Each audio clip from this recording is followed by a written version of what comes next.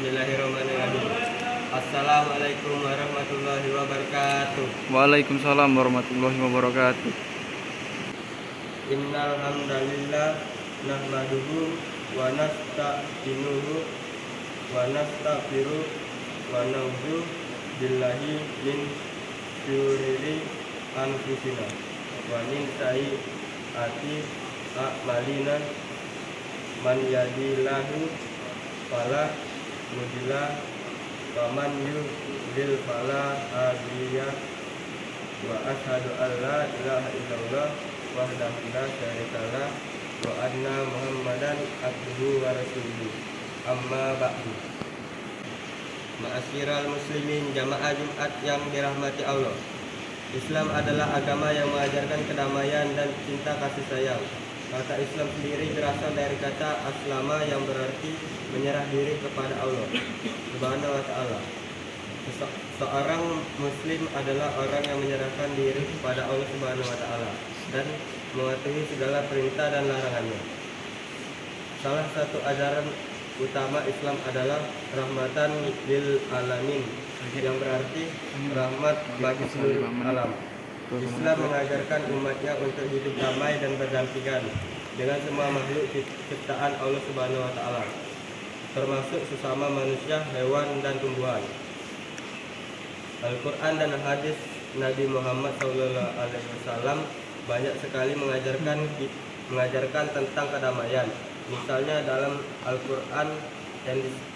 Al-Quran disebutkan dalam Quran surah Al-Anfal surah 8 ayat 61.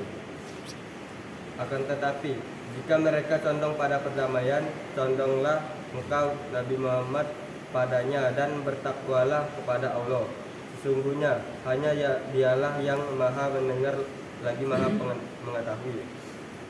Ma'asyiral muslimin jamaah Jumat yang dirahmati Allah. Menurut Buya Hamka dalam kitab Tafsir Al-Azhar, pangkal ayat ini menjadi bukti bahwa perang bukanlah tujuan.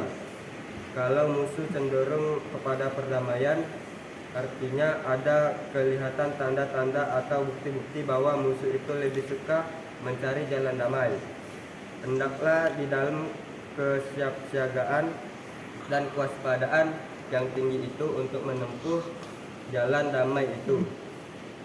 Jalan-jalan menuju damai itu hendaklah dilapangkan, yaitu damai yang tidak akan merugikan atau menjatuhkan muruah Islam. Ayat ini menunjukkan bahwa Islam adalah agama rahmatan lil alamin, yaitu agama yang membawa rahmat dan kasih sayang bagi seluruh umat manusia. Oleh karena itu, umat muslim harus menyebarkan kedamaian dan kasih sayang kepada seluruh umat manusia tanpa memandang agama, ras, dan suku. Pada sisi lain, perdamaian adalah inti dari ajaran Islam. Islam adalah agama yang mengajarkan cinta, kasih sayang, dan toleransi. Islam juga mengajarkan untuk menghindari kekerasan dan permusuhan. Jika seseorang perempuan khawatir suaminya akan nusyud atau bersikap tidak acuh, keduanya dapat mengadakan perdamaian yang sebenarnya. Perdamaian itu lebih baik bagi mereka, walaupun manusia itu menurut tabiatnya kikir. Jika kamu membuat kebaikan dan memelihara dirimu dari nusyud dan sikap tidak acuh, sesungguhnya Allah Maha teliti terhadap apa yang kamu kerjakan. Quran surah Anfal surah 4 ayat 128. Ma'asyiral muslimin jamaah Jumat yang dirahmati Allah. Dari ayat ini terlihat bahwa perdamaian dalam Islam merupakan sesuatu yang dianjurkan. Islam adalah agama yang cinta damai dan ajarannya mendorong umatnya untuk senantiasa hidup dalam kedamaian dan harmoni. Lebih lanjut, perdamaian ini tidak hanya ditekankan dalam hubungan antar sesama muslim, tapi juga dalam hubungan antar umat beragama dan antar bangsa. Ma'asyiral muslimin jamaah Jumat yang dirahmati Allah. Sejatinya Islam mengajarkan umatnya untuk mengutamakan perdamaian dalam menyelesaikan masalah atau konflik. Jika terjadi konflik, umat Islam dianjurkan untuk berusaha menyelesaikan secara damai melalui dialog dan negosiasi. Kekerasan hanya boleh dilakukan sebagai upaya terakhir ketika semua upaya damai telah gagal. Lebih lanjut, Islam juga mengajarkan umatnya untuk menghormati hak asasi manusia, termasuk hak orang-orang yang berbeda agama atau keyakinan. Umat Islam dianjurkan untuk hidup berdampingan secara damai dengan orang-orang dari agama atau keyakinan lain. Sementara itu, dalam Quran surah Al-Maidah surah 5 ayat 32 dijelaskan bahwa Allah mengutuk keras tindakan kekerasan dengan ancaman neraka jahanam.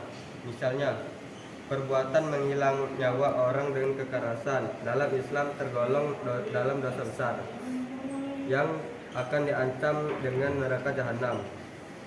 Pasalnya, pembunuhan merupakan pelanggaran terhadap hak asasi manusia yang paling fundamental, yakni hak untuk hidup.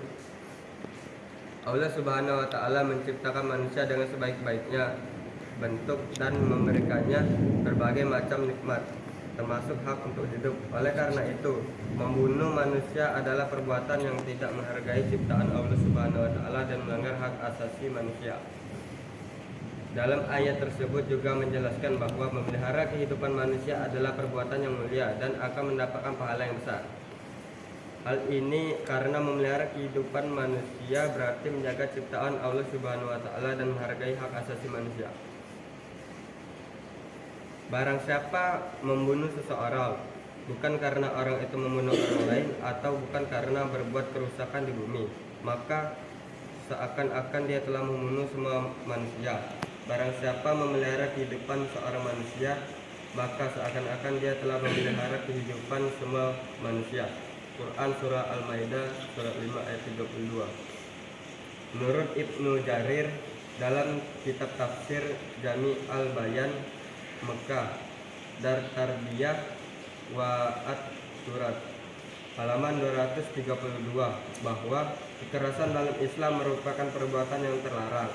Jika seseorang membunuh satu jiwa yang diharamkan dengan menggunakan kekerasan, maka sama saja dia telah membunuh semua manusia yang telah akan diganjar dengan neraka jahanam. Dan orang lain berkata, maksudnya, jika seseorang membunuh jiwa yang diharamkan, pembunuhnya akan masuk neraka sebagaimana jika dia telah membunuh semua manusia. Dan barang siapa yang memelihara jiwa itu, maka dia telah memelihara seluruh umat manusia dari pembunuhan. Dalam konteks kehidupan modern, ayat tersebut dapat menjadi pedoman bagi kita untuk menghindari segala bentuk kekerasan, baik kekerasan fisik maupun kekerasan verbal. Kita harus senantiasa menjaga kehidupan manusia dan menghargai hak asasi manusia. Kita juga harus menjauhi segala hal yang dapat menimbulkan konflik dan kekerasan. Ma'asyiral muslimin jamaah Jumat yang dirahmati Allah. Perang bukanlah tujuan utama dari dakwah Nabi Muhammad SAW. Dakwah Islam lebih diutamakan untuk dilakukan dengan secara damai, dengan menggemukan argumen dan dalil-dalil agama Islam. Jika orang-orang non-muslim dapat mendapatkan hidayah dan mau mengucapkan dua kalimat syahadat tanpa peperangan, maka itulah yang lebih baik daripada jihad atau perang.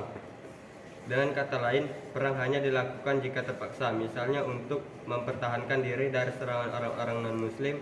Namun jika memungkinkan, dakwah Islam hendaknya dilakukan dengan cara damai dan persuasif. Hasil dari dakwah damai yang dilakukan oleh Nabi Muhammad SAW adalah banyak orang yang masuk Islam tanpa peperangan. Misalnya, penduduk Madinah masuk Islam secara damai setelah Nabi Muhammad SAW berhijrah ke kota tersebut.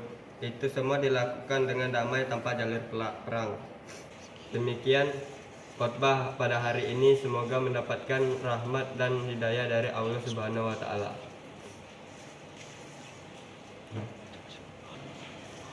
Allahumma sholli ala Sayyidina Muhammad wa ala ali Sayyidina Muhammad. Allahumma sholli ala Sayyidina Muhammad wa ala ali Sayyidina Muhammad kama shallaita ala Sayyidina Ibrahim wa ala ali Sayyidina Ibrahim wa barik ala Sayyidina Muhammad wa ala ali Sayyidina Muhammad kama barakta ala Sayyidina Ibrahim wa ala ali Sayyidina Ibrahim fil alamina innaka Hamidum Majid. Allahumma fir lil muslimina wal muslimat wa mu'minina wal mu'minat Amin. ahya minhum wal Amin. amwati Amin. innaka sami'un qaribun muhib dakwati. Amin. Rabbana la tuwazina in nasina au aqtana Rabbana wala tahmil alaina isron kama halam tahu allazina min qablina Rabbana wala tuhammina mala taqatana bihi wa'fu anna waghfir lana wa warhamna anta maulana fansurna ala qaumil kafirin. Rabbana atina fid dunya hasanah wa fil akhirati hasanah wa qina azabannar. Alhamdulillah rabbil alamin.